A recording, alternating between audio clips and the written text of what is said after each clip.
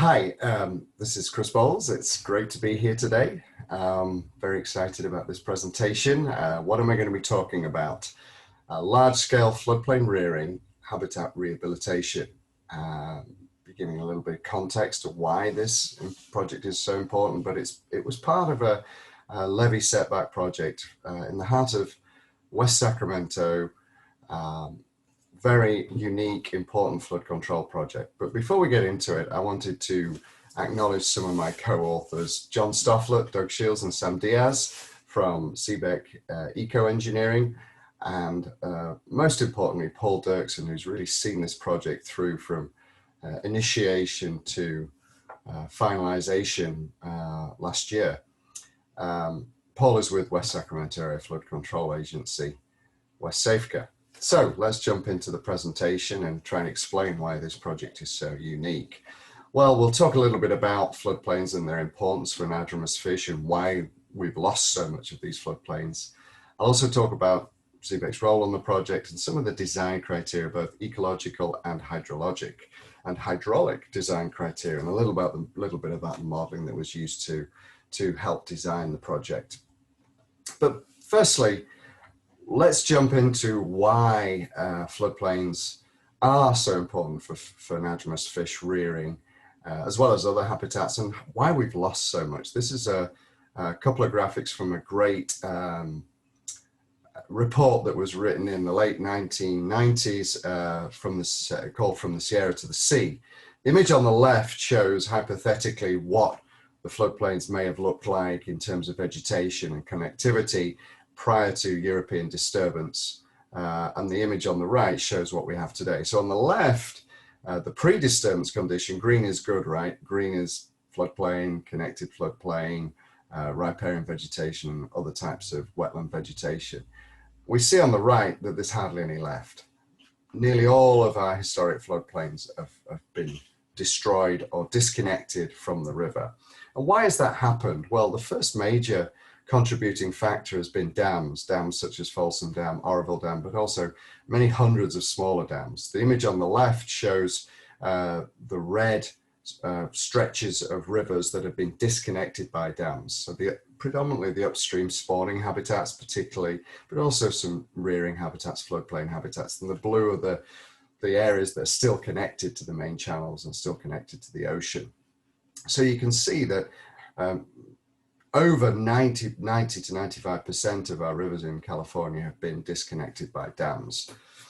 And that's had a dramatic effect on the populations. But also levees. Levees have disconnected our floodplains, disconnected these rearing grounds. The two images on the left, which I really like, are historic photos of the dredging operations whereby silt and sediment was dredged out of the main channels and the rivers to form these levees.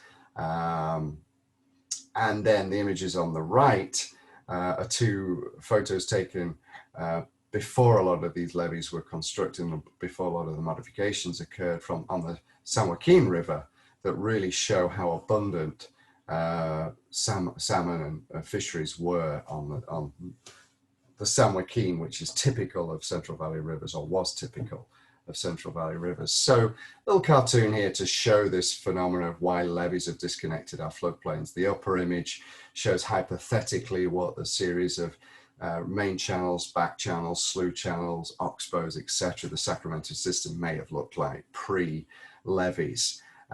Great habitat for fish, both spawning and rearing on the floodplains, Lots of shaded riverine aquatic vegetation, really great rearing habitat. And then we put levees in over the last 150 years and disconnected our floodplains from the main channels, mainly for agricultural land, but also urbanization. And so it's intuitive, we've lost a lot of our floodplains. Another reason, third reason, is how we've disconnected the floodplain in elevation from the floodplain elevation up here to the channel elevation down here. And this occurred predominantly as a result of hydraulic mining. So this cartoon here shows hypothetically what, in a cartoon fashion, what the Sacramento system may have looked like, back channels, side channels, main channels, etc. And then we squirted jetted vast amounts of water through hydraulic monitors at the foothills, the hills of the foothills, and washed down sediment containing gold, separated it by mercury, and then washed the sediment down into through the tributaries, the Feather, the Bear, the Yuba, the American River, down into the Sacramento system. And so what did that mean? Well, we got vast amounts of sediment deposited in the lowlands, in the alluvial rivers, low gradient, sediment drops out.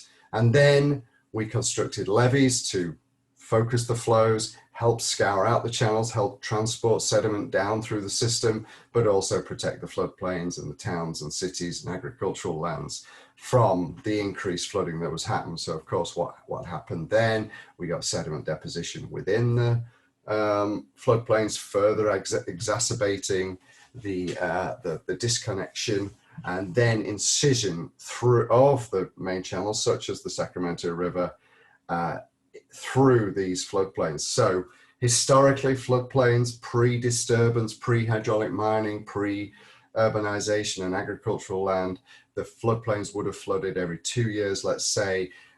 This system process that's described by this cartoon has then disconnected the floodplain, so that now, typically, floodplains of the Sacramento system may not inundate for the 10 or the 15-year event. The only areas that really inundate frequently are the bypasses, the Sutter bypass, the Yolo bypass. They inundate typically every other year or every 2 years, but most of our other floodplains have gone. So along came Southport. Back in 2008, Southport is in West Sacramento. It's on the west side of the river. Sacramento on the east side of the river, the Deepwater Ship Channel, the Sacramento River flowing through here. These two areas show the north offset, the existing levee here, the setback levee here, breach at the northern end, and then the south offset. Offset distance is anywhere from 100, 300 feet to 1,000 feet at the most at Oaknoll Bend just here. Breach in the existing levee here, creating this backwater and a flow-through condition, and the setback levee back here. So how did we design the floodplain restoration? Well, we took into account various native fish, Chinook, steelhead, came up with each eco-hydrologic, that's a tongue twister, eco-hydrologic criteria, timing, seasonality, duration, frequency of inundation, using ecological criteria to target a floodplain elevation, and also other things like depth of flow and velocities that are most conducive to juvenile rearing, which is well known these days. But we were also designing for other native mammals and birds, elderberry beetles, so the elderberry was an important addition, Swainson's hawk, other raptors, but generally riparian habitat, a mosaic of different habitats, and then trying to design to minimize the impacts or the habitats for non-native and invasive species. And I couldn't talk about juvenile rearing on floodplains without showing this photo in the bottom left-hand corner. If Carson Jeffries had $1, he said a pound there, $1 for every, I've only been here 21 years, I still say pound, $1 for every time this photo had been used. He'd be a very rich man now. But what he did was, many years ago, reared fishing cages in the main channel, reared fishing cages on the floodplain, and hey presto, he got, as Jacob Katz calls them, floodplain fatties. But a bunch of biologists in the early 2000s got together, very, very brilliant biologists, got in a room, locked themselves in a room and said, what type of flows do we want to see on the floodplain? How often? And what they came up with was this sort of rule of thumb. We want to see flows on the floodplain between December and May, particularly for Chinook outmigration in this case, for at least 2 or 3 weeks in duration. That really gets the zooplankton, phytoplankton, primary productivity, secondary productivity really stewing on the floodplain.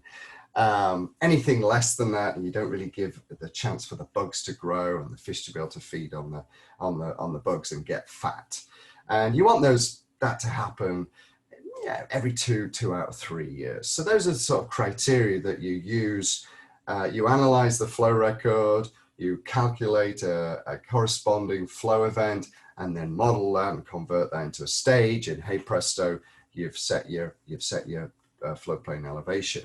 And so that's exactly what we did for the Southport Reach. And so here we came up with a series of different criteria, hydrologic criteria, and then modeled those and got some floodplain elevation. So for example, for a December to May flow for greater than 2 weeks in duration, 2 out of 3 years, you're looking at about 30,000 CFS, which occurs every year, theoretically. December to May for 3 weeks in duration for 2 out of 3 years, it's a lower flow, about 20,000 CFS, and that happens every year for significant periods. And then a larger flow for 2 weeks in duration for 1 out of 3 years might be 70,000 CFS. And as I say, you set the floodplain's elevations depending on what that flow corresponds to in terms of water service profile. So specifically through our Project Reach, I didn't mention this earlier, what is so significant about this project is the civil engineers who were designing the project from a flood control perspective came to us and said, well, the existing floodplain elevation now is about 20 feet NAVD, but we want to take 10 feet out of this floodplain and use that material to build a new setback levee. So once I picked myself up off the floor in excitement, I said, wow, that's an unbelievable opportunity. You don't often get this chance. It's unique in a working career to see a project like this where 10 feet of excavation occurs. You push that 10 feet of dirt to form a new levee, and what you have a floodplain that's going to get inundated very frequently. And so that's exactly what we see here. We see the restored floodplain at 10 feet. We constructed swales within, habitat swales and drainage swales within the offset floodplain at around about 7 feet thalweg elevation. And so you plot these water surface profiles of these various ecological and hydrologic criteria, and we show that 21 duration flow, 2 out of 3 years, is going to inundate our Project Reach, which is between these two boxes, downstream, upstream. It's going to inundate the swales for significant periods of the year. Similarly, the Chinook 14-day duration is going to give us nice 1 to 2 feet depth of inundation on the floodplain, all over the floodplain. And the higher flow criteria for the 14-day, 1 out of 3, we have significant amounts of inundation on the floodplain. So bottom line is, with this excavation to create the material for the setback levee really gave us a fantastic opportunity for very frequent inundation. And in terms of area of habitat, we did an analysis which has become somewhat common in the last few years, area duration frequency curves, and this comes from traditional flood control engineering, but has been applied to habitat now. We applied that in this case, and what we found is that, say for a Chinook criteria of 32,000 CFS occurs every 2 out of 3 years, we would get, we are getting about 80 acres every year. So recurrence interval of 1, and typically the higher flow, we're seeing about almost 140 acres of Chinook habitat, good Chinook habitat, almost every other year. And that's what this graph tells us, really great tools that we've got now. And if we look at that in a spatial context, you can see here, this is the Chinook criteria 14-day duration flow, 2 out of 3 years of 30,000 CFS, and we have significant, this is just an example, from the south offset, we see huge areas of inundation at optimal flow depths and velocities. And for the larger flow event, the 70,000 CFS for Chinook salmon, we see even more habitat. Add on to that riparian vegetation and a mosaic of different types of vegetation, everything from tule marsh to mixed riparian woodland, lots of valley oaks, etc. Really to create opportunities with these swales for shaded riverine aquatic habitat. It's promising to be a fantastic floodplain restoration project. Now, added to that, for short-term habitat, because for 2 or 3 years, 4 years, 5 years, until the vegetation all grows in, we decided to put in as many of these woody structures. So these act as refugia for juvenile rearing salmon, anadromous fish, from predatory fish, the non-native predatory fish, until a dense riparian forest, which should take 3 to 5 to 7 years from what we've seen from other projects. I worked on the Bear River Levee Setback as well as the Feather River Levee Setback, and we've seen vast amounts of riparian forest, particularly at the Bear, develop relatively quickly. And so until that vegetation grows, you need some refugia for the fish to hide in, salmonids to hide in. So what we tried to do was create as many of these structures as finances would allow.